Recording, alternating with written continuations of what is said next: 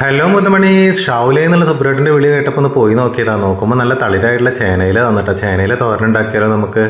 വീട്ടിലെത്തി നന്നായിട്ടൊന്ന് കഴുകിയെടുത്തു. നിങ്ങൾ നന്നായി കഴുകിക്കോട്ടെ, പൊടികളൊക്കെ ഉണ്ടാവും. നല്ല ഇലയായിരുന്നു കേട്ടോ, നല്ല തളിര ഇലയായിരുന്നു. ഇനി നമുക്ക് കഴിയുന്നതിന് ശേഷം നന്നായിട്ട് ചെറുതായിട്ടൊന്ന് അരിഞ്ഞെടുക്കാം. നമ്മുടെ പറമ്പിലൊക്കെ ഉള്ള ഇലകൾ ഉണ്ടാക്കുന്നത് ഒരു പ്രത്യേക സ്റ്റൈലാണല്ലോ, ഞാൻ അതുപോലെ തന്നെ ഉണ്ടാക്കണം കേട്ടോ.